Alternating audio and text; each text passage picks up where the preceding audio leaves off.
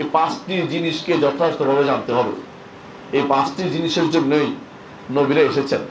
একটু খেয়াল করুন দলিল কোথায় পাবেন। দলিল রাসূলুল্লাহ সাল্লাল্লাহু আলাইহি ওয়াসাল্লাম হাদিস। তিনি বলেছেন আল ঈমান বিদউন ওয়া সিত্তুনা শুবা। ঈমানের রয়েছে 60টি শাখা। 60টি শাখা। তাহলে ঈমান শাখা বিশিষ্ট, শাখাওয়ালা। যে জিনিস কাণ্ড আছে, কাণ্ড কেটে দিলে কমে যায়, আর কাণ্ড বাড়লে সেটা বেড়ে যায়। এই জন্য ঈমান বাড়ে ও কমে। এই জায়গায় হেরে গেছে, এই জায়গায় হেরে গেছে আপামর গোষ্ঠী আমাদের দেশে। তথাকথিত হুজুররা বলে ঈমান বাড়ে না, কমে না। কেন? তাদের নিকট ঈমান হচ্ছে একক জিনিস, ঈমান ব্যাপক জিনিসের নাম নয়। আর আমাদের নিকট ঈমান হচ্ছে ব্যাপক জিনিসের নাম, অনেকগুলো জিনিস মিলে ঈমান হয়। আর ওরা বলছে ঈমান হচ্ছে শুধুমাত্র অন্তরের বিশ্বাস। ঠিক আছে, এটা ওই ব্যক্তির মতো যে ব্যক্তি বলে আমার আমি কোনো দাঁত টাত মাজি না, কিন্তু আমার দাঁত পরিষ্কার আছে।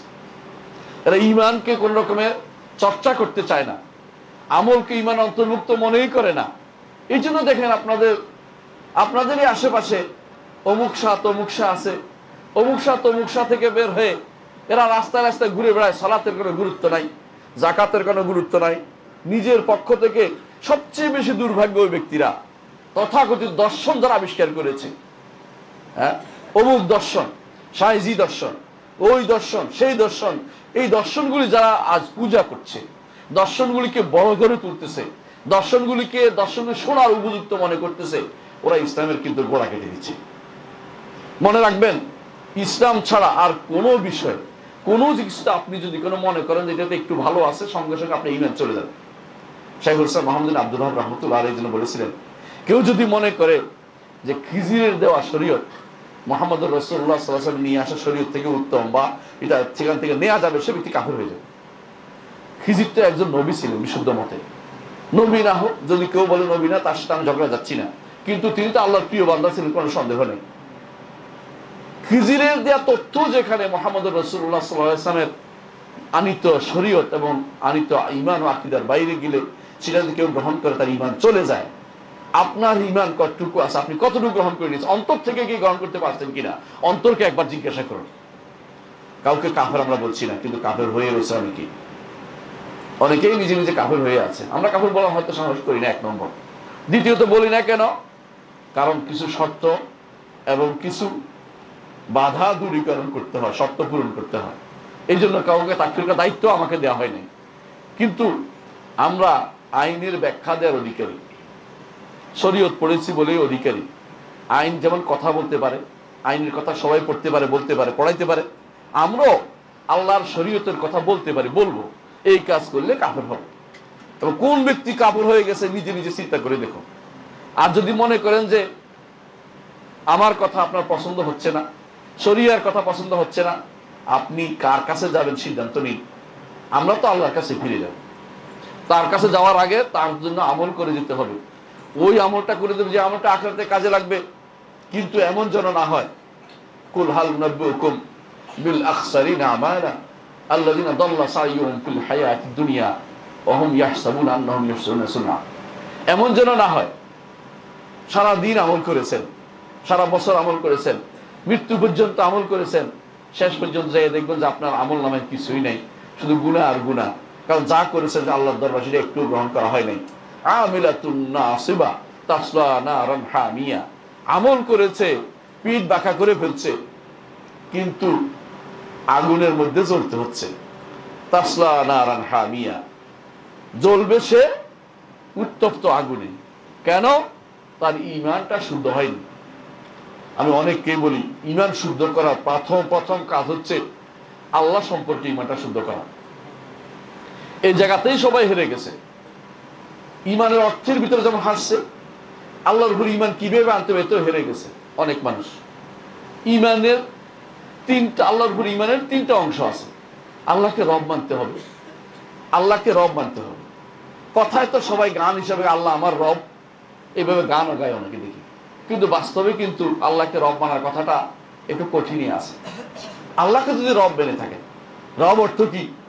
তিনি আপনার স্রষ্টা, তিনি আপনার মালিক, তিনি আপনার পরিচালক। যদি তাই হয়ে থাকে রব, তাহলে আপনাকে সৃষ্টি করেছেন আল্লাহ, তারই ইবাদত করতে হবে।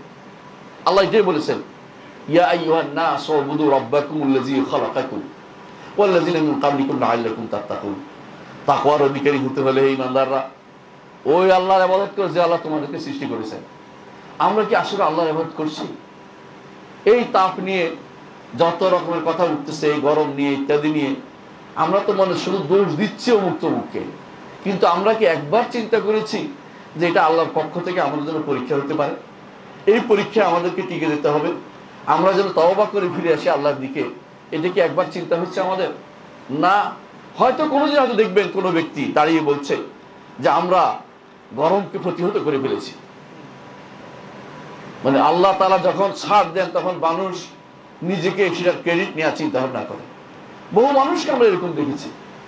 করোনা যখন আসছিল সব সে কি কান্না, সে কি অবস্থা, যখন চলে গেল সবাই আমরা প্রতিহত করেছি। আল্লাহর বিরুদ্ধে নামা এর চেয়ে বড় শক্তিশালী কথা কি হতে পারে? প্রতিহত করার কোনো ক্ষমতা কারো থাকলে এতদিনে করতে পারতো। আল্লাহ যখন বৃষ্টি না দিয়েছে ততক্ষণ পর্যন্ত সেটাতে কমে নাই কিছু। মানুষ মুখ দিয়ে যত কথাই বলে এগুলো আল্লাহর কাছে হিসাব দিয়ে করতে হবে। মা ইয়ালফিযু মিন কাওলিন ইল্লা লাদাইহি রাকীবুন আতীদ। আপনি আমি অনেক কথাই বলি, মনে করেন যে সেটা কি আর লেখা হচ্ছে নাকি? না, আল্লাহ বলছে সব লেখা হচ্ছে। আহসাহুল্লাহু ওয়া নাসু, আল্লাহ সেগুলোকে যথাযথ হেফাজত করেছেন। ওয়া নাসুহু, কিন্তু তারা ভুলে গেছে। তারা ভুলে গেছে, কিন্তু এই ভুলে শুধুমাত্র যদি নিজের উপর সীমাবদ্ধ থাকতো সেটা কথা ছিল, কিন্তু এখন তো এই ভুল নিজের উপর সীমাবদ্ধ থাকছে না। অনেকের কথা দ্বারা লক্ষ লক্ষ মানুষ বিভ্রান্ত হচ্ছে, লক্ষ লক্ষ মানুষ নাস্তিকতার দিকে চলে যাচ্ছে। আপনি কি মনে করেন না যে এর বোঝা তাকে বহন করতে হবে? আল্লাহ তাআলা এই জন্য কোরআনে কারীম বলেছেন ওয়ালা ইয়াহমিলুনা আসকালান ওয়া আসকালাম মা আসকালিহিম, তারা কিছু বোঝা বহন করবে, এর সাথে আরো কিছু বোঝা তারা বহন করবে, কারণ তারা না জেনে অন্যদেরকে পথভ্রষ্ট করে দিয়েছে। ইউদিল্লুনাহুম বিগাইরি ইলমিন, ও যাদেরকে না জেনে পথভ্রষ্ট করেছে ওদের বোঝাও কিন্তু বহন করতে হবে।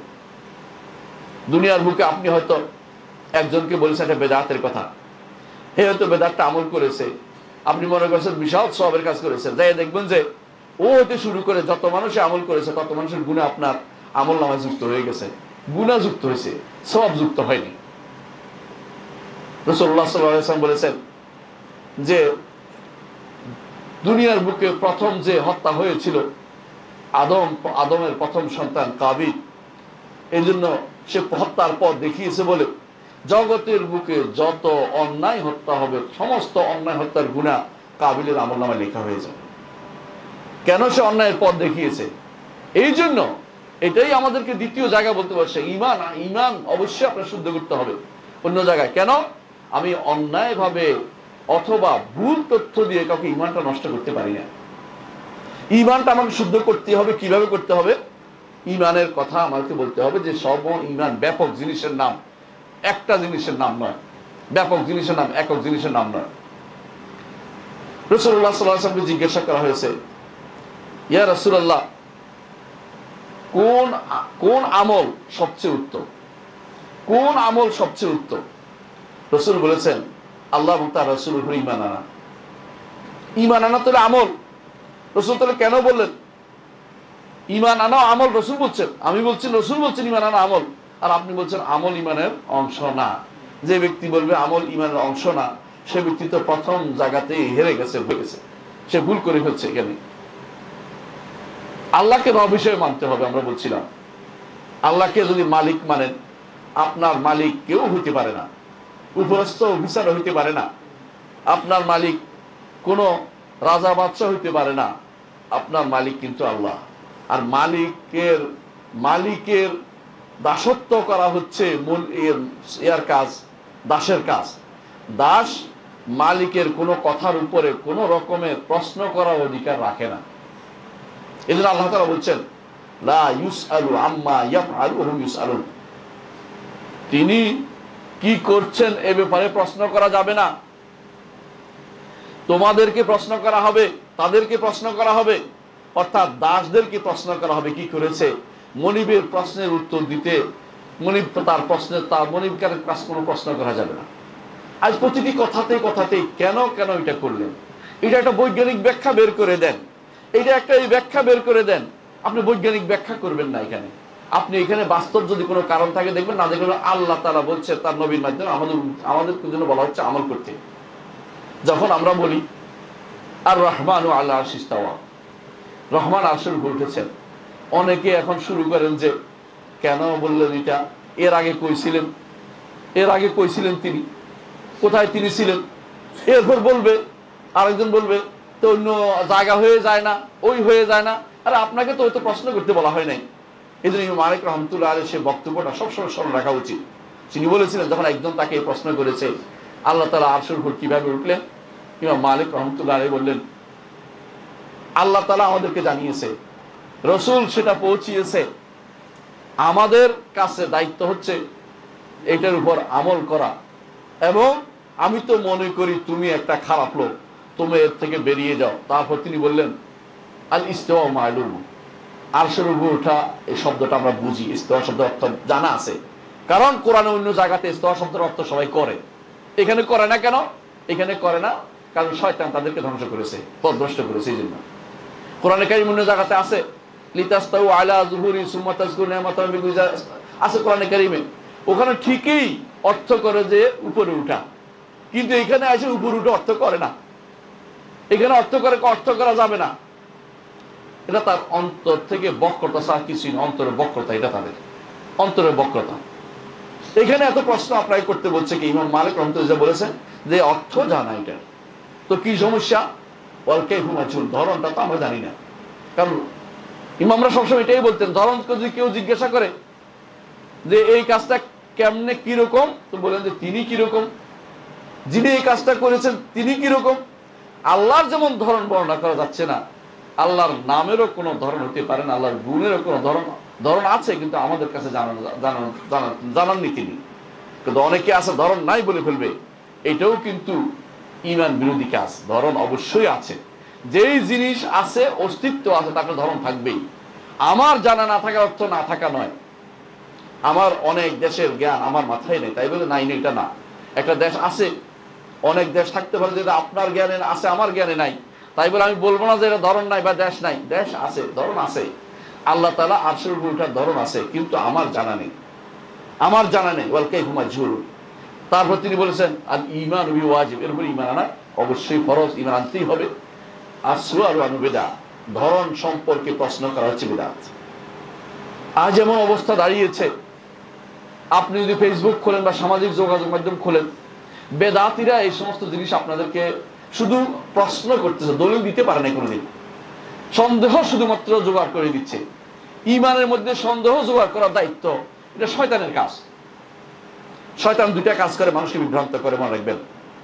এক নম্বর হচ্ছে সন্দেহের মধ্যে ফেলে, ওরা কাগজপত্র খুলে সারাদিন সন্দেহের মধ্যে ফেলবে। বইপত্র কোরআন হাদিস পড়ে যে হেদায়েত নিবে ওই চিন্তা মাথায় নেই। আপনাকে কতগুলি সন্দেহ দিতে পারছে, কতগুলি সন্দেহ দিয়ে আপনার অন্তরটা ভর্তি করে দিয়েছে, এইটা তাদের সাকসেসফুল মনে করে। এটা শয়তানের কাজ, শয়তানের কাছে তারা সহজ করে দিয়েছে। শয়তান দুটি কাজের মধ্যে মানুষকে পথভ্রষ্ট করে। একটা হচ্ছে সন্দেহ, আর একটা হচ্ছে প্রবৃত্তির তাড়না, মন যা চায় তা। এই দুইটা কাজ থেকে বাঁচার জন্য ইলমের কোনো বিকল্প নেই। এই দুইটা কাজের চেয়ে বাঁচার জন্য দ্বীনি ইলমের কোনো বিকল্প নেই। আল্লাহ সম্পর্কে সঠিক জ্ঞান এর বিকল্প নেই। আল্লাহ সম্পর্কে সঠিক জ্ঞান কোথায় পাওয়া যাবে? আল্লাহ সম্পর্কে সঠিক জ্ঞান আল্লাহ যা বলেছেন তাতে পাওয়া যাবে, মুহাম্মদুর রাসূলুল্লাহ সাল্লাল্লাহু আলাইহি ওয়াসাল্লাম যা বলেছেন তাতে পাওয়া যাবে, এবং সাহাবায়ে কেরাম যেভাবে বুঝেছেন সেভাবে পাওয়া যাবে। সাহাবায়ে কেরাম যেভাবে বুঝেছেন সেইভাবে আপনাকে বুঝতে হবে। সাথে সাথে সাহাবায়ে কেরামের সুন্দর অনুসারী যারা, তারা যেভাবে বুঝেছে সেভাবে আপনাকে যদি কোনো জ্ঞান নেন, ইলম নেন, তাহলে আপনি বুঝতে পারবেন যে কোনটা হক কোনটা না হক। নাহলে আপনি কোনোদিন বুঝতে পারবেন না আপনি কখন যে পথভ্রষ্ট হয়ে গেছেন। ইতিহাস দেখুন, একটু কাছাকাছি ইতিহাস আপনাদের। এ পর্যন্ত যতগুলি ফেরকা বের হয়েছে, যতগুলি পথভ্রষ্ট দল বের হয়েছে, এদের মূল কারণ ছিল তারা নিজেরা বেশি বুঝতে চেষ্টা করেছে। তারা কোরআনের সহজ বুঝটা বুঝে নাই, হাদিসের বুঝটা বুঝে নাই, অথবা হাদিস এবং কোরআন এবং হাদিসের ব্যাখ্যাটা যারা সাহাবায়ে কেরাম করেছেন সেটাকে নিতে তারা চেষ্টা করেনি। তারা নিজেদের মন মতো একটু বোঝার চেষ্টা করেছে। যারাই নিজেদের মন মতো বুঝটা নিবে তারা অচিরেই পথভ্রষ্ট হয়ে যাবে। কারণ এই দিন হচ্ছে ইত্তেবা'র নাম। ইন্না হাযাল ইলমা দীনুন ফানজুরু আম্মান তাখুযুনা দীনাকুম।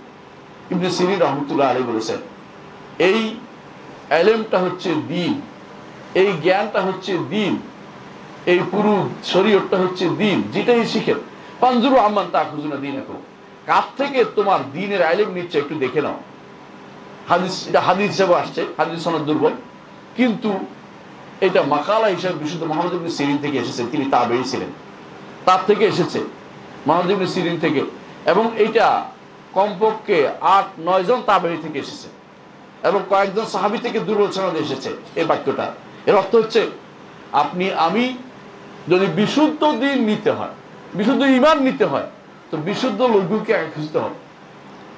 আল্লাহর দুনিয়াতে সাহাবায়ে কেরামের চেয়ে বিশুদ্ধ কেউ ছিল না এবং হতে পারে না। সাহাবায়ে কেরামের চেয়ে বিশুদ্ধ কেউ কোনোদিন হবে না। যারা সাহাবায়ে কেরামের উপরে দোষ দিচ্ছে, খারাপ কথা বলছে, এরা শিয়াদের অনুসারী, এরা পথভ্রষ্ট হয়ে গেছে, এরা ৭২ ফিরকার ভিতরে পড়ে গেছে। সাহাবায়ে কেরামের যদি কোনো সামান্যতম জায়গা কেউ দোষ দেখে, দোষ দেয়, মুআবিয়া রাদিয়াল্লাহু আনহুর কোনো দোষ দিবে, সে ব্যক্তি ৭২ ফিরকার ভিতরে চলে যাবে। আমি নাম ধরে বললাম মুআবিয়া রাদিয়াল্লাহু, কারণ ওনার উপরে আক্রমণটা একটু বেশি হয়। মুআবিয়া রাদিয়াল্লাহু আনহুর মায়ের উপরে কেউ দোষ দিলে ৭২ ফিরকার বাইরে চলে যাবে। মুআবিয়া রাদিয়াল্লাহু বাবার উপর কেউ দোষ দিল, ৭২ ফিরকার বাইরে চলে যাবে, মানে ৭২ ফিরকার চলে যাবে। ঈমান তার নড়বড় হয়ে যাবে, মানহাজের থেকে বাইরে চলে যাচ্ছে সে। এর অর্থ হচ্ছে যে কেউ সাহাবায়ে কেরামের মত থেকে একটু সরে গেছে, সে পথভ্রষ্ট হয়ে গেছে। কাদারীরা পথভ্রষ্ট ওই সময় হয়েছে, সাহাবাদের বুঝের বাইরে চলে গেছে।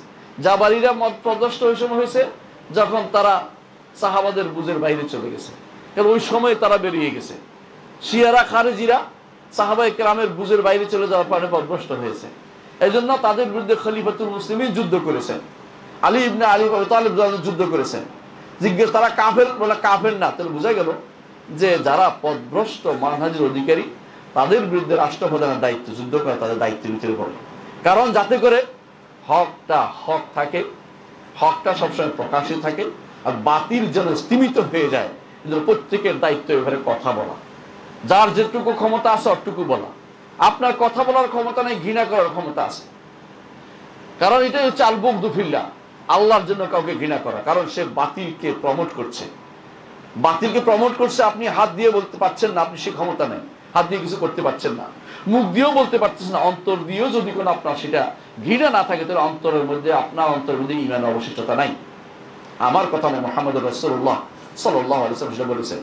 আপনি দেখছেন আপনার চোখের সামনে এমন কিছু কাজ হচ্ছে, তারপরও যেগুলো আপনি জানেন যে শরীয়ত এলাও করে না, তারপর আপনি তার সাথে আপনার কি হয়, উঠা বসা হয়, চলাফেরা হয়, বন্ধুত্ব হয়, তার সাথে আপনার খাওয়া দাওয়া হয়, তার সাথে আপনার সব কিছু হয়, দলীয় কার্যক্রম চলে, বিভিন্ন দলীয়। আপনি মনে করেন যে আপনি মনে করছেন এমনি আপনি ঈমান নিয়ে আসেন, আপনি ঈমানের মধ্যে ত্রুটি এসে গেছে, যে কোনো সময় আপনার ঈমানটা ধীরে ধীরে ধীরে এমন একটা সময় আসবে, ঈমান আর একটু অবশিষ্ট থাকবে না।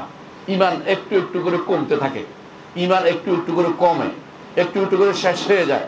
আপনারা জানেন যে মুহাম্মদ রাসূলুল্লাহ সাল্লাল্লাহু আলাইহি ওয়াসাল্লাম বলেছেন যে ঈমান যে কমে এর প্রমাণটা দেখছি, যে এমন একটা সময় আসবে জাহান্নামে শুধুমাত্র এমন লোকেরা থাকবে যাদেরকে কেউ সুপারিশ করছে না, যাদের অন্তরে একটু ঈমান আছে, একটু ঈমান। এর অর্থ হচ্ছে ঈমান কিন্তু বাড়ে কম, বেশি কম হয়।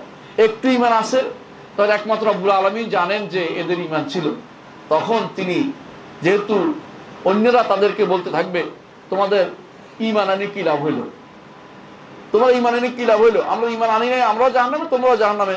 রব্বুল আলামিন এটা করতে দিবেন না। আফানা জাআলুল মুসলিমিনা কাল মুজরিমিন মা লাকুম কাইফা তাহকুমুন। ঈমানদার কাফের তিনি একসাথে রাখবেন না। এই জন্য তিনি আল্লাহ তাআলা তার কোষ দিয়ে জাহান্নাম থেকে যাদেরকে বের করে আনবেন, আল্লাহর কোষ বিশাল, সেই কোষ দিয়ে যাদেরকে বের করে আনবেন, তারা কিছুই করে না, কোনো আমল করতে পারে নাই। ঈমানের আমল শুধুমাত্র তাদের ছিল, কিন্তু কম ছিল, এমন জিনিস ছিল তা দেখার দৃশ্যমান না। তাদেরকে আল্লাহ তাআলা এনে জান্নাতের সামনে নাহারের মধ্যে ফেলবেন। এটা হাদিসে আছে, রাসূলুল্লাহ সাল্লাল্লাহু আলাইহি ওয়াসাল্লাম আমাদেরকে জানিয়েছেন। তাহলে বোঝা গেল যে ইমান কমে বাড়ে, এটা ইমান বিশ্বাস রাখতে হবে। এমন বাড়তে এমন এক জায়গা আছে যেখানে ইমান একদম চলে যায়। ইমান চলে গেলে মুশরিক হয়, মুনাফিক হয়, কাফের হয়। বুঝতে পারছেন আপনাকে? কারণ ইমান যদি কমতে থাকে তো আপনার ওদিকে বাড়তে থাকে। যদি এখানে ইমান কমছে, কুফুরির মাত্রা বাড়তে থাকবে। এখান দিয়ে আপনার ইমানের সমস্যা হয়েছে, আপনার শিরকের মাত্রা বাড়তে থাকবে, কোথাও কোথাও ছোট শিরিক হতে থাকবে। তবে একটু শিরিক হয়ে গেলে ইমানের আর কিছু অংশ থাকে না। একটু শিরিক হয়ে গেলে, যদি একটু বড় শিরিক আপনার হয়ে যায়, ইমান আর কিছু অংশ থাকে না। আপনি ধরেন সারা জীবন ভালো কাজ করেছেন, হজ করেছেন, আল্লাহর পথে দান করেছেন, মসজিদ বানিয়েছেন, মাদ্রাসা বানিয়েছেন, এমনকি সালাত পরিত্যাগ করেন নাই, কিন্তু একদিন আপনি কথায় কথায় আপনি একটা শিরকিয়ে বাক্য উচ্চারণ করে ফেলেছেন, অথবা অন্তরে ধারণ করে আছেন যে রাসূল গায়েব জানে, অথবা ধারণ করে আছেন যে ওলি আল্লাহদের বিশাল ক্ষমতা, মরার পরে ক্ষমতা আরো বেড়ে যায়, অথবা ধারণ করে আছেন আল্লাহর পায়ে আপনি সিজদা করতেছেন, কুদরতি পায়ে নাম দিয়ে যাই হোক, আল্লাহ সব জায়গায় কুদরতি পায়ে আপনি সিজদা করতেছেন। এগুলি সবই হচ্ছে সম্পূর্ণ শিরকি কথাবার্তা। এগুলি কোনোটাই যদি আপনার অন্তরে থাকে, আপনার হজের কোনো মূল্য নেই। আপনার হজের কোনো মূল্য নাই। কেন মূল্য নাই? কারণ আপনি অরণ্য রোদন করেছেন, যেখানে ফেলেছেন সেটা কাজে লাগে নাই। সারাদিন মাছ ধরেছেন, কিন্তু যেখানে রেখেছেন মাছের ডুলাটা খারাপ, এটা ছিঁড়া, সব মাছ চলে গেছে পানিতে, আবার কোনো লাভ হয়নি। কোরআনে কারিমে আল্লাহ তাআলা এই জন্য ওদের উদাহরণ দিয়েছেন ওই বুড়ির সাথে, যে বুড়ি সারাদিন সুতা কাটে, বিকালবেলা আবার আউলে ফেলে। ওই মহিলা কোনো উপকার করতে পারে নাই। ঠিক অনুরূপভাবে সারাদিন আমল করে যদি করে আমাদের আমলটা নষ্ট হয়ে যায়। এজন্য ইমানটাকে সবকিছুর আগে আপনাকে ঠিক করতে হবে। ইমান পরিচর্যার জন্য আমাদের দরকার। ইমানের বিষয়ে আমরা সবসময় কথা বলি কেন? কারণ ইমান ঠিক হলে আপনি অন্তত চিরস্থায়ী জাহান্নামে থাকতে পারবেন না। একদিন না একদিন আল্লাহ আপনাকে জান্নাতে নিবেন। কিন্তু ইমান যদি নষ্ট হয়ে যায় কোনো একটা কারণে, তাহলে কিন্তু আপনি আর কোনোদিনই জান্নাতের স্বপ্ন না, জান্নাতে যাওয়ার কোনো সুযোগ নেই। এমনকি সেদিন কাফেররা কি বলবে? ইয়া মালিক ইয়া মালিক লিয়াকদি আলাইনা রাব্বুক ক্বালা ইন্নাকুম মাকিসুন ওয়া নাদাউ ইয়া মালিক। তারা ডেকে বলবে কাফেররা, হে মালিক, আমাদেরকে একটু মৃত্যু দেওয়ার ব্যবস্থা করে দিন। কিন্তু সেদিন আল্লাহ তাআলা বলবেন ইন্নাকুম মাকিসুন। আল্লাহ তাআলার পক্ষ থেকে ঘোষিত হবে যে তোমরা এখানেই থাকবে, এখান থেকে বের হওয়ার কোনো সুযোগ থাকবে না। একটু চিন্তা করেন না কেন, যদি আমার এই পুঁজিটা খুবই কমে যায়, এই পুঁজি যদি কম থাকে, আইয়াওয়াদু আহাদুকুম আন তাকুনা লাহু জান্নাতুম মিন নাখিল ওয়া আনাবিন। আল্লাহ তাআলা উদাহরণ দিয়েছেন একটা বিশাল, একজন মানুষের বিশাল বাগান আছে, এই বাগানে বিভিন্ন রকমের ফল ফলাদি আছে, বাচ্চারা খুব ছোটখাটো, বাচ্চারা খুব ছোট, তার এগুলিকে দেখার মতো কোনো কিছু তার নাই। এমন সময় একটা আগুন এসে সব পুড়িয়ে দিল। এখন তারও নষ্ট হলো, বাচ্চাদের ভবিষ্যৎ নষ্ট হয়ে গেল। একজন মানুষ যখন ছোটখাটো টুটাফাটা আমল করে সবকিছু, আপনি আমি কি আমলগুলি করতেছি, এগুলি আমল হিসেবে বিবেচিত হয় না, অন্যরা এগুলিকে গুনাহ মনে করতে হয়, আগেকার লোকেরা যে আমল করতেছি। এখন যদি কোনো আমি এই আমলের বিপরীতে হঠাৎ করে এমন কোনো কাজ করে বসি যে আমলটা ঘোরাটা নষ্ট হয়ে গেল, তাহলে আমার কিন্তু আর প্রাপ্তি কিছুই থাকলো না, প্রাপ্তি বলতে কিছুই থাকলো না। হাসরের দিন কোন অধিকারে আল্লাহর সামনে দাঁড়াবেন? কোন অধিকারে আল্লাহর সামনে দাঁড়িয়ে বলবেন যে আমি আপনার ইবাদত করেছি? সেদিন কিন্তু পরীক্ষা হয়ে যাবে। মুহাম্মদুর রাসূলুল্লাহ সাল্লাল্লাহু আলাইহি ওয়াসাল্লাম বলেছেন, আল্লাহ তাআলা হাসরের মাঠে আসবেন, ওই রূপে আসবেন যে রূপে মানুষ তাকে চিনে। লম্বা হাদিসের কিন্তু একটা অংশ বলছি শুধুমাত্র। এসে বলবেন যে তোমরা, আমি তোমাদের রব। যখন বলবেন যে হ্যাঁ আমি তোমাদের রব, ঈমানদাররা তাকে চিনবে, মুনাফিকরা তাকে চিনতে পারবে না, বা মুনাফিকরা তাদের সাথে ঈমানদারদের সাথে থাকবে। তখন আল্লাহ তাআলা বলবেন যে আমাকে সাজদা করে দেখাও। ইয়াউমা ইউকশাফু আন সাকিন ওয়া ইউদআউনা ইলা সুজুদ। তার গোছা উন্মুক্ত করে তিনি বলবেন সাজদা করো। সাজদা করতে পারবে না তারা, পিঠ তাদের গরুর শিংয়ের মতো শক্ত হয়ে যাবে, পিঠ বাঁকা করতে পারবে না। ঈমানদারের পিঠ বাঁকা হবে। ঈমানদার আল্লাহর সামনে সেদিন সিজদা করতে পারবে, আল্লাহ তাআলাকে সামনে রেখে। কিন্তু তাও আল্লাহ তাআলা পায়ে সিজদা করছে না, এটা বলা জায়েজ নেই। আল্লাহ তাআলার পিণ্ডলির কি উপলক্ষ, পিণ্ডলির দিকে তাকিয়ে তারা সিজদা করবে আল্লাহর নির্দেশকে প্রতিপালনের জন্য। কোরআনে আসছে, যেমন আসছে ইয়াউমা ইউকশাফু আন সাকিন ওয়া ইউদআউ ইলা সুজুদ ফালা ইস্তাতিউ। হাদিসে সেভাবে আসছে, সহিহ মুসলিমের হাদিসে। এবং এটাকে কারা ইগনোর করে? যারা বলে আল্লাহ আসে না, আল্লাহ আসতে পারে না, ওরা আল্লাহকে শিখিয়ে দিচ্ছে, আল্লাহ আপনি তো আসতে পারেন না, আপনি ভুল বলেছেন, নাউজুবিল্লাহ। আল্লাহকে কি তারা শিখাতে যায়? আল্লাহ বলছেন তিনি আসবেন হাসরের মাঠ, তারা বলে আপনি আসতে পারবেন, আমার রহমত আসবে। আল্লাহ বলছে তিনি শেষ রাত্রিতে নিকটতম আসমানে নেমে আসেন, শেষ রাত্রি নিকটতম আসমানে নেমে এসে বলতে থাকেন, এমন কেউ কি আছে যে আমার কাছে ক্ষমা চাইবে, আমি তাকে ক্ষমা করে দিব? এমন কেউ কি আছে যে আমার কাছে কোনো কিছু চাইবে, আমি তাকে দিব? এমন কেউ কি আছে যে আমার কাছে দোয়া কবুল হওয়া চাইবে, আমি কবুল করবো? এবার আল্লাহ তাআলা বলতে থাকেন, তারা বলছে না, তিনি তো আসেন না, তার নির্দেশ আসে। নির্দেশে কথা বলেন? নির্দেশ কি কোনো কথা বলেন? তাদেরকে জিজ্ঞাসা করুন কোত্থেকে তারা এগুলো নিয়ে এসে, যে কারণে আল্লাহ এই তখন যদি বলেন যে আল্লাহ তাআলা এই সিফাত তারা অস্বীকার করছে, যদি বলেন যে আল্লাহ তাআলা অবশ্যই নেমে আসেন ধরন জানি না, তারা বলবে যে নেমে আসলে আরশের উপর কে থাকে? তাহলে সব জায়গাতে তো ঘুরতেছে, পৃথিবী কোন জায়গায় কেমনে নামে? মানে তারা এখন ধরন নির্ধারণ চলে গেছে, যেই ধরন নির্ধারণটা নিষিদ্ধ সেটা করেই তারপর নিষেধ করে তারা। প্রথম কাজ হচ্ছে তাদের, বেদাতীদের প্রথম কাজ মনে রাখবেন, সবার আগে তারা সাদৃশ্য দিবে, তাসবিহ দিবে, অর্থাৎ আল্লাহকে সৃষ্টির মতো মনে করবে। দ্বিতীয় কাজ হচ্ছে আবার অস্বীকার করবে। আর যদি আহলুস সুন্নাত ওয়াল জামাত, তারা বলবে আল্লাহ তাআলা যা বলেছেন তা হক, তার অর্থ জানি তবে ধরন জানি না। হাসরের মাঠে তিনি আসবেন, কিন্তু কিভাবে আসবেন জানি না। হাসরের মাঠে আসবেন, আল্লাহ তাআলার পিণ্ডলি আছে, তবে কি রকম তা জানি না। আল্লাহ তাআলা নিকটতম আসমানে নেমে আসেন, তবে কিভাবে আসেন সেটা জানি না।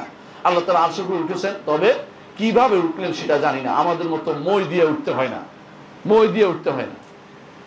মই দিয়ে উঠাটা আমাদের খাসিয়ত, অর্থাৎ আমরা যারা সৃষ্ট জীবের, আল্লাহর জন্য এরকম কোনো কিছু বলা জায়েজ নাই।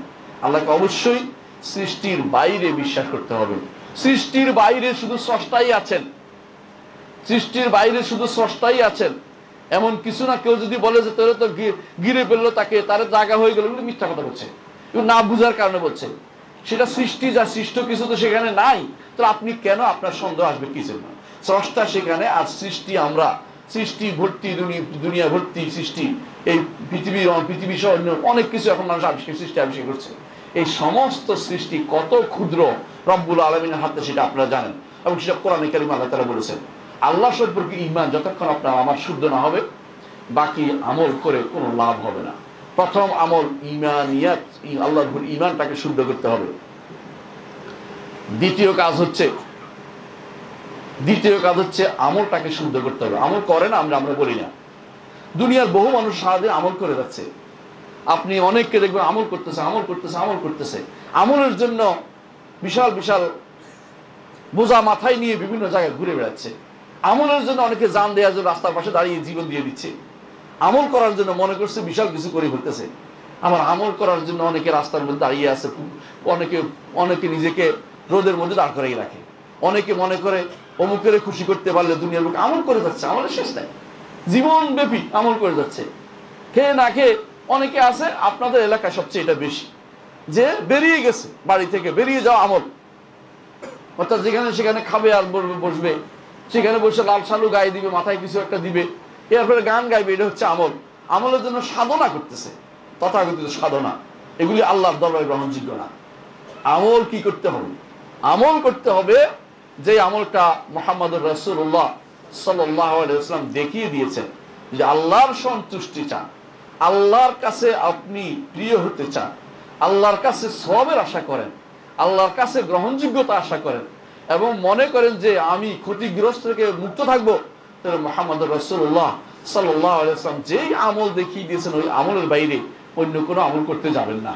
অন্য আমল আপনার কোনো উপকার দিবে না। অন্য আমল করে সময় নষ্ট করবেন না। অন্য যে ব্যক্তি বলুক না কেন, ওই ব্যক্তি তো আর রাসূল না। তিনি আপনার প্রিয় পিতা হইতে পারেন, প্রিয় উস্তাদ হইতে পারেন, প্রিয় মাদ্রাসা হইতে পারে, আপনার অনেক কিছু হইতে পারে, কিন্তু মুহাম্মদুর রাসূলুল্লাহ সাল্লাল্লাহু আলাইহি ওয়াসাল্লাম বলে নাই, এটাতে কোনো সওয়াব পাবেন না। সওয়াব পাওয়ার কোনো সুযোগ নেই।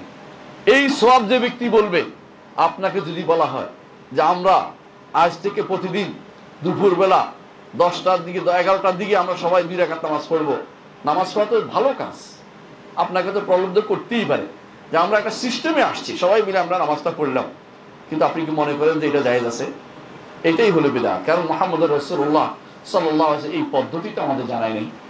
যেটাই করবেন প্রত্যেকটা জিনিসে মুহাম্মদুর রাসূলুল্লাহ সাল্লাল্লাহু আলাইহি ওয়াসাল্লামের দেয়া পদ্ধতি অনুসরণ করতে হবে। দেয়া সংখ্যা অনুসরণ করতে হবে, দেয়া সময় অনুসরণ করতে হবে, দেয়া কাল অনুসরণ করতে হবে, সময় দেয়া নিয়ম ফলো করতে হবে।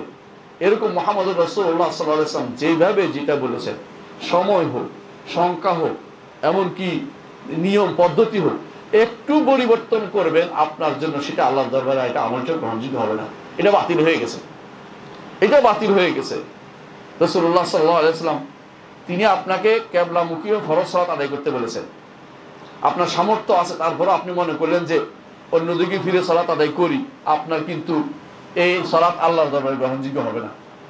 দুরূদ পড়তে বলছে মুহাম্মদুর রাসূলুল্লাহ সাল্লাল্লাহু আলাইহি ওয়াসাল্লাম। সাল্লাল্লাহু আমরা বলছি বারবার সাল্লাল্লাহু আলাইহি ওয়াসাল্লাম, দুরূদ হয়ে যাচ্ছে।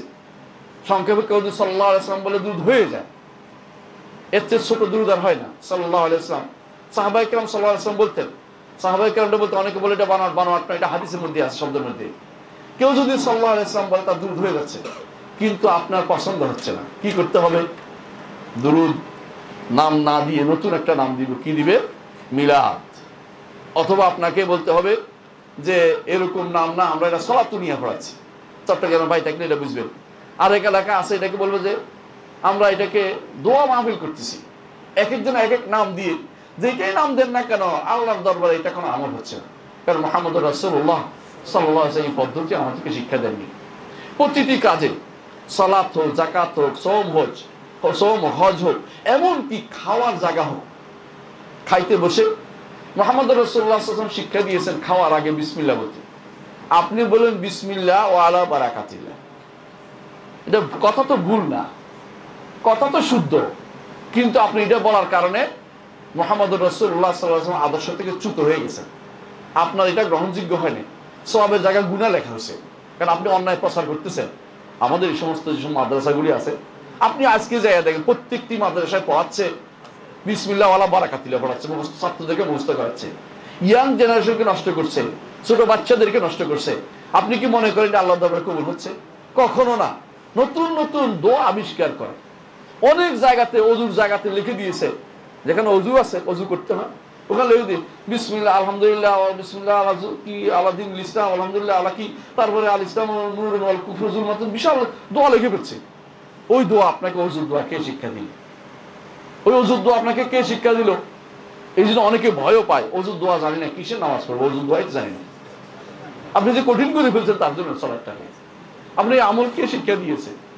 এমন এমন নতুন আমল দিয়েছে, মানুষের বিপদে ফেলে দিয়েছে। নাওয়াইতু আন উসাল্লি লিল্লাহি তাআলা রাকাতায় সালাতে, এগুলি কে শিক্ষা দিল? রাকাতায় সালাস রাকাত মুখস্থ করা তো কঠিন। একজন মানুষ যে সাধারণ মানুষ জানে না, তার জন্য সালাস রাকাত না রাকাতায় সালাস, এটি কিছু বুঝবেন তার মাথার ভিতরে নাই। কে এটা আবিষ্কার করে দিল? এইটার কারণে যে তার গুনাহ হচ্ছে, তাকবীরুল্লাহ ফৌত হয়ে যাচ্ছে, এটা তারে কি কে জানাবে তাকে? তার জন্য অনেকগুলো বেদাত হচ্ছে, মানুষকে ভুল শিখানো হচ্ছে, এটাকে শিখানোর জন্য তাকে পিটানো হচ্ছে বাচ্চাদেরকে। এরপরে আবার এটা যখন পড়তে গেছে, আমি আমার এক দাদাকে দেখতাম, আমার আব্বা পড়াচ্ছেন, নামাজের নিয়ত বেঁধে তিনি নামাজ পড়ায় যাচ্ছেন, উনি নামাইতো ঠিক করতে করতে উনি রুকু পার হয়ে গেছে। আমি বলতাম যে কি শুরু করছেন আপনি? নিয়ত ঠিক না হয়তো নামাজ হয় না, নিয়ত ঠিক করতেছে এখন, বুঝলেন তো?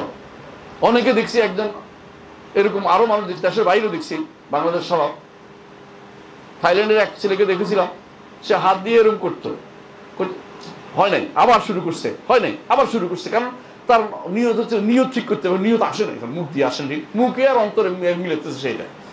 এগুলি কে শিক্ষা দিয়েছে? মুহাম্মদুর রাসূলুল্লাহ সাল্লাল্লাহু আলাইহি ওয়াসাল্লাম এই পদ্ধতিতে কোনোদিন আমাদের শিক্ষা দেননি।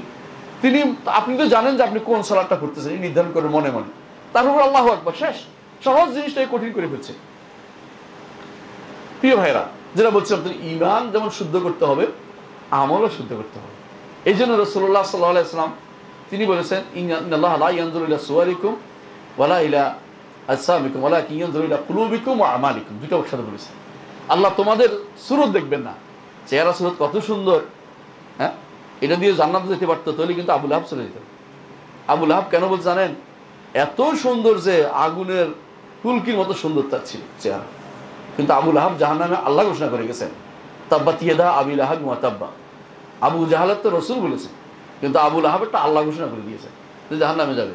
সুতরাং জাহান্নাম চেহারা সুরত দিয়ে, সুন্দর দিয়ে জান্নাতে যাওয়া যাবে না, ততক্ষণ পর্যন্ত আপনার আর বাকিটা শুদ্ধ না হয়। বুঝে আসছে কথাটা? চেহারা আছে ওদিকে আল্লাহ তাকান না। নইলে তথাকথিত ব্যবসাগুলো রাস্তাঘাটে ব্যবসাগিরি করতেছে আর মিশেল স্টার নাম দিচ্ছে। এই মানুষগুলো যারা এই খারাপ কাজগুলো, এগুলো সংস্কৃতি মনা। আর কুষ্টিয়া আপনাদের দেশ তো সংস্কৃতির দেশ। কিসের সংস্কৃতি? এখান থেকে যত ওই হারাম গায়িকা বের হচ্ছে, যত এগুলি দিয়ে যুবকদেরকে ধ্বংস করছে, এগুলির একটি অংশ যখন মাথায় ঢুকে, আল্লাহর দ্বীনের একটা অংশ মাথা থেকে চলে যাচ্ছে। কারণ হারাম ঢুকতেছে তো। এটা ব্যারামিটারের মতো, একদিক দিয়ে বাড়লে একদিক কমে যায়। এদিক দিয়ে ইমান যদি কমে, ওদিক দিয়ে কুফরি, শিরিক এবং মুনাফিকি বাড়তেছে, কোনো সন্দেহ নেই। আর আপনাদের এখান থেকে যত বেশি কিছু মানুষ আছে, যত বেশি এটা প্যাট্রোনাইজ করতে পারে, তত তাদের কাছে বেশি খুশি লাগে। আপনাদের এই মসজিদ আজ কুষ্টিয়াতে এখনো হয় নাই। আপনি কি মনে করেন না কুষ্টিয়ার মানুষ সবকে ফকির? কুষ্টিয়ার মানুষ ফকির না। কুষ্টিয়ার মানুষ যদি গানের একটা অনুষ্ঠান হয়, আপনি আজকে দেখবেন যে কুষ্টিয়াতে কয়েক কোটি টাকা পড়ে গেছে, মানুষ এমনি দিয়ে দিছে। কিন্তু আপনাদের মসজিদ হওয়ার জন্য কুষ্টিয়ার মানুষ আসবে না, কারণ ইমানিয়াত কম। যে ইমানের জন্য তাদের সে টান নাই। ইমানের জন্য টান থাকতে হবে আগে, যে আমি আমার রবের কাছে ফিরে যাব। সকালে বিকালে মুহাম্মদুর রাসূলুল্লাহ সাল্লাল্লাহু আলাইহি ওয়াসাল্লাম আমাদেরকে দুটি জিনিস শিখিয়ে দিতেন। একটা হচ্ছে যে তার কাছেই আমাদের প্রত্যাবর্তন, রাতের বেলা এটা বলতে হয়। আর তার কাছেই আমরা চলে যাব নুশুর, এটা সকালবেলা বলতে হয়। সকালবেলা আর রাতের দুইটা দোয়ার মধ্যে ভিন্ন ভিন্ন দুইটা দোয়ার মধ্যে এটা আছে। তাহলে বোঝা গেল যে আল্লাহর কাছে প্রত্যাবর্তন জিনিসটা মাথায় রাখতে হবে আমাকে। আমলের ক্ষেত্রে এমন আমল কেন করি যে আমলটা আমার আখিরাতে বিপদের কারণ হবে? আল্লাহ তাআলা কোরআনে কারীমে যেন বলেছেন, ফাসায়ুনফিকুনাহা সুম্মা তাকুনু আলাইহিম হাসাতান ইয়াউমাল কিয়ামা। এরা যে হারামে জায়গা পয়সা খরচ করতেছে, খরচ করবে আর কিয়ামতের দিন আফসোস করে মরবে। কিয়ামতের দিন আফসোস করে মরবে। ইয়াউমা ইয়া'আদ্দু যালিমু আলা ইয়াদাই ইয়াকুল ইয়া লাইতানি ইত্তাখাযতু মা রাসূল সাবিলা। জালেম সেদিন তার জিহাদ কামড়াতে থাকবে। কখন মানুষ যখন বেশি পেরেশানিতে হয়, তখন আঙ্গুল কামড়াতে থাকে। সেদিন হাত কামড়াবে, আঙ্গুল না, শুধুমাত্র কামড়ায় শেষ করবে। কি বলবে? ইয়া লাইতানি ইত্তাখাযতু মা রাসূল সাবিলা। হায় রে, আমি যদি রাসূলের সাথে চলতে পারতাম, রাসূলের পথে চলতে পারতাম। আজ আমরা যারা শরিয়াকে বিরোধিতা করতেছি, রাসূলের পথকে বিরোধিতা করতেছি, আমরা যে আল্লাহর দ্বীনের বিরোধিতা করতেছি, আমরা হারামকে প্রমোট করতেছি, খরচ করতেছি, এই খরচের মধ্যেই বেশিরভাগ মানুষ চলছে। আপনারা জানেন অনেকগুলো ব্যাংক বলেন, প্রতিষ্ঠান বলেন, বিভিন্ন জায়গাতে CSR ফান্ড একটা আছে। ওই ফান্ডগুলো কোথায় তারা ব্যয় করে জানেন? হারাম কাজে ব্যয় করবে। 4000 কোটি টাকা দিবে কোনো খেলার জন্য। ইসলামিক যারা কাজ করে তারাও এই নাম দিয়ে 4000 কোটি টাকা খেলার জন্য দিছে। 4000 কোটি টাকা যদি কোনো ইসলামিক কাজে ব্যবহার করতেন, বিশ্বাস করুন বাংলাদেশ সমস্ত ছোট ছোট মসজিদগুলো আমাদের হয়ে যেত, পাকা হয়ে যেত, এবং অনেকগুলো দাওয়া সেন্টার তৈরি হয়ে যেত, দায়ীদের বেতনের ব্যবস্থা হয়ে যেত। দায়ীরা সারাদিন খাটে, কিন্তু পরিবারের কাছে যাইলে লাঠি পিঠা ছাড়া কিছু থাকে না। কারণ তার পরিবার বলে, তুমি সারাদিন খাটো কি, আমি খাবো কি, এরকম অবস্থা তৈরি হয়ে যায়। হ্যাঁ, অনেকেই হয়তো সহ্য করে, অনেক মা মেয়েরা আছে সহ্য করে যাচ্ছে, অনেকে সহ্য করতে পারে না সেটা, অনেকের পরিবার ধ্বংস হয়ে যাচ্ছে। কিন্তু আমি 4000 কোটি টাকা খরচ করলাম হারামের মধ্যে, আবার নিজের নাম দিলাম ইসলামী অমুক 4000 কোটি টাকা খরচ করলাম, 4000 কোটি টাকা খরচ করলাম খেলার জন্য। এই ফান্ডের টাকা হিসেবে আপনাকে দিতে হবে। এটা এই যে আল্লাহর বিরোধী কাজে ব্যয় করছেন, এটা আল্লাহর কাছে এই জবাবদিহি করতে হবে আপনাকে। আপনি কি মনে করেছেন যে আল্লাহ তাআলা যা দিয়েছেন এমনি ছেড়ে দিবে? এমনি ছেড়ে দিবে না। আফা হাসিবতুম আন্নামা খালাকনাকুম আবাসান ওয়া আন্নাকুম ইলাইনা লা তুরজাউন। তোমরা কি মনে করেছো তোমাদেরকে বেহুদা সৃষ্টি করেছি এমনি ছেড়ে দিব? কোনোদিন এমনি ছেড়ে দিবেন না। সেদিন হাসরের মাঠে আপনাকে তিনি যে প্রশ্নগুলি করবেন, এর মধ্যে একটা প্রশ্ন এটা থাকবে যে সম্পদ কোত্থেকে আয় করেছ আর কোথায় তুমি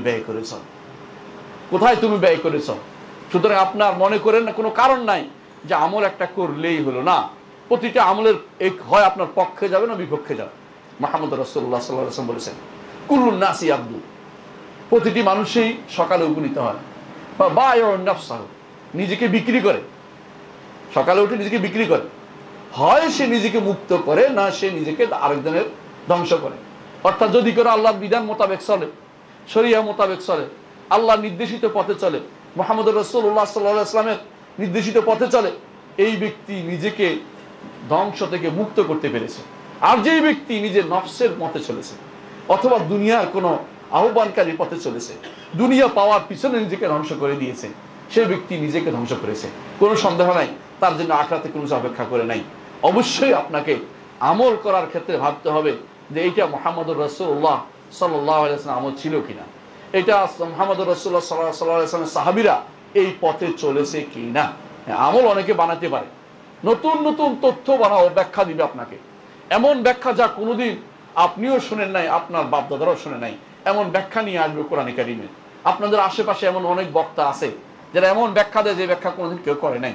বিরোধিতা করার পরে আমার উপর খেপে গেছে, আমার নাকি সে ছাত্র না, আমি ছাত্র দ্বারা বানাইও না। আলহামদুলিল্লাহ, ছাত্র হওয়ার দরকার নেই, শিক্ষিত হবে, শিক্ষিত হবে, জানার আগে, বলার আগে শিখতে হবে। যে কোনো জিনিস বলার আগে যেটা জানতে হবে, না জেনে বলার অর্থ হচ্ছে আপনি আল্লাহর নিষিদ্ধ জায়গায় নাম লেখ। আল্লাহ কি বলেছে? ও আনতাকুলু আলাল্লাহি মা লা তা'লামুন কুল ইন্নামা হাররাম রাব্বি আল ফাওয়াহিশা মা যাহারা মিনহা ওয়া বাতান ওয়াল ইসমা ওয়াল বাগিয়া বিগাইরিল হাক্ক ওয়া আন তুশরিকু বিল্লাহি মা লাম ইউনাজ্জিল বিহি সুলতানা ওয়া আন তাকুলু আলাল্লাহি মা লা তা'লামুন। পাঁচটি জিনিস আল্লাহ নিষেধ করেছেন, পাঁচটি জিনিস কঠিনভাবে নিষেধ করেছেন। একটি হচ্ছে কি? আল ফাওয়াহিশ মা যাহারা মিনহা ওয়া বাতান, অশ্লীলতা, যা প্রকাশিত হয়েছে, যা অপ্রকাশিত রয়ে গেছে। যত রকমের অশ্লীলতাকে আল্লাহ তাআলা নিষিদ্ধ, হারাম করেছেন, এটা করা যাবে না। অশ্লীলতা কিভাবে হয়? হাতের মুঠোর যেটা আছে, প্রত্যেকের হাতের মধ্যে মুঠো ফোনটা, এইটা এখন অশ্লীলতার সবচেয়ে বড়, এটা অশ্লীলতার সবচেয়ে বড় মাধ্যম, এটা দিয়ে অশ্লীলতা ছড়িয়ে পড়ে। যদি আপনার দাওয়াতের মতো যোগ্যতা না থাকে, দয়া করে বাটন সেট কিনুন, কোনো দরকার নেই আপনার ফেসবুকে সময় দেওয়া। ফেসবুকটা বন্ধ করে দিন, কোনো উপকার করবে না ফেসবুক। যদি দাওয়াতের সময় দিতে পারেন, দাওয়াতের শুধুমাত্র তুলে দিবেন, এমনভাবে করবেন যাতে আপনার এখানে খারাপ কিছু না আসে এবং আপনার এটা দেখে কেউ বিভ্রান্ত না হয়, ক্ষতিগ্রস্ত না হয়। এটা ভালো করে দেখতে হবে আপনাকে আগে, সবার আগে। বাদ দিয়ে দেন, কোনো সমস্যা নেই। এগুলি বহুত আগে বাদ দিতাম যদি মাত্র দাওয়াতের ইচ্ছা আমাদের না থাকতো, নইলে বহু আগে বাদ দিয়ে দিতাম। কিন্তু দাওয়াতের কারণে আমাদেরকে থাকতে হচ্ছে এই ময়দানে। এই ময়দানে যত বেশি দাওয়াত নিয়ে যাবেন, বাতিল তত বেশি পালাতে থাকবে।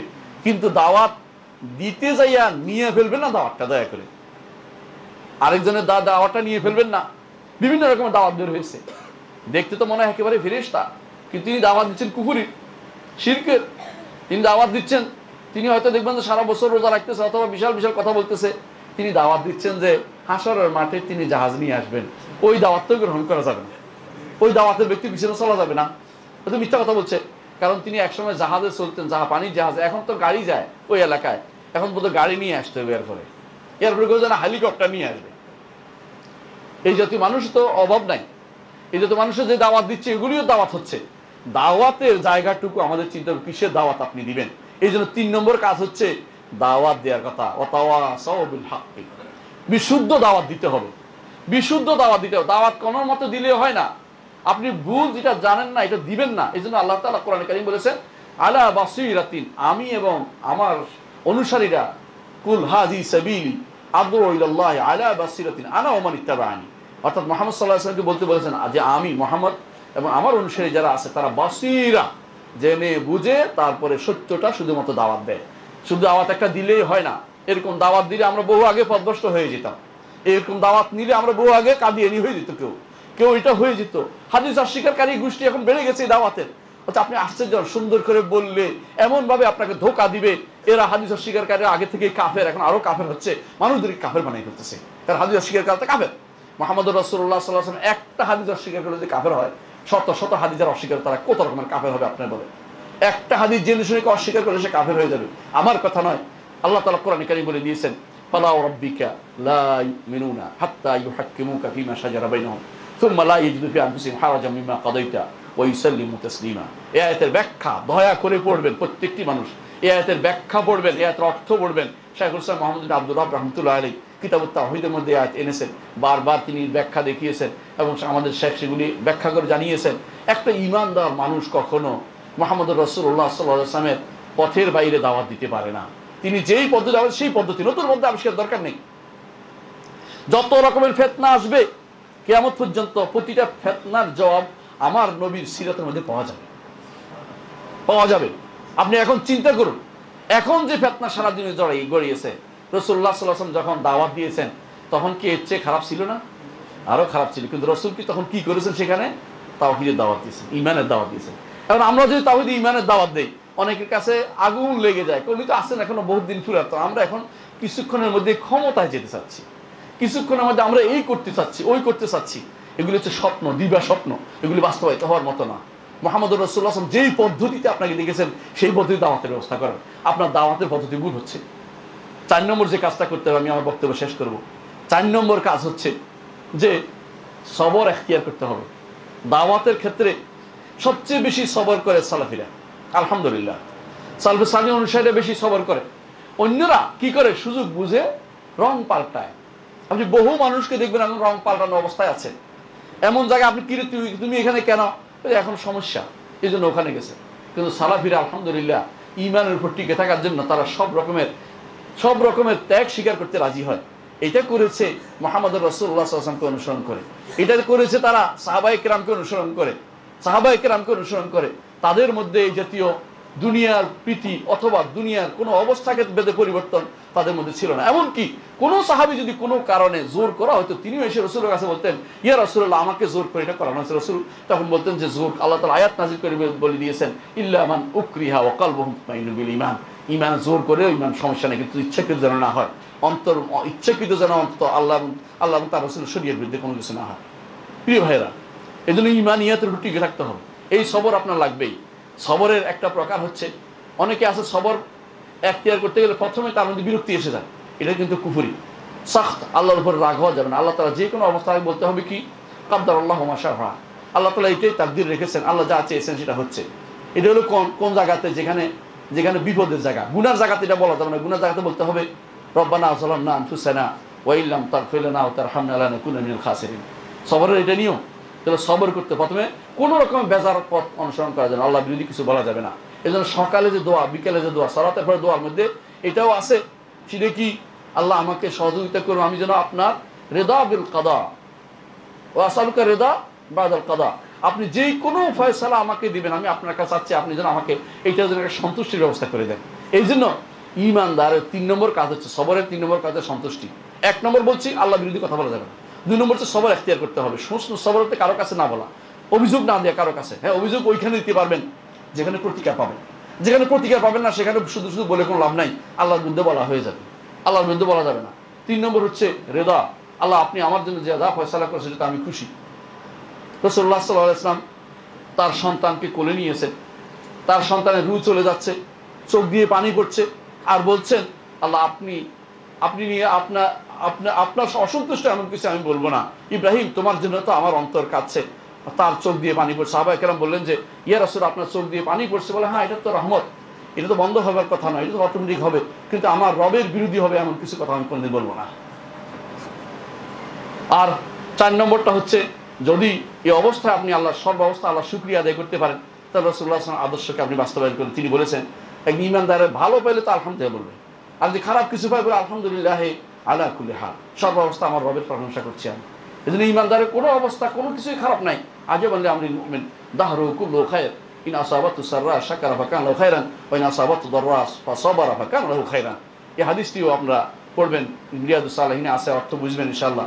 খুবই গুরুত্বপূর্ণ যে একজন ঈমানদার ঈমানকে টিকিয়ে রাখবে এবং সবর এখতিয়ার করবে, আমল টিকিয়ে রাখবে, সবর এখতিয়ার করবে, দাওয়াতের পথে সবর করবে এবং সবরের জন্য সবর করবে, অর্থাৎ আল্লাহকে খুশি করার জন্য যে আমি সবর এখতিয়ার করব। তবে কোনোদিন ঈমানদার খারাপ কিছু চাইবে না, সবসময় আল্লাহর কাছে নিরাপত্তা চাইবে।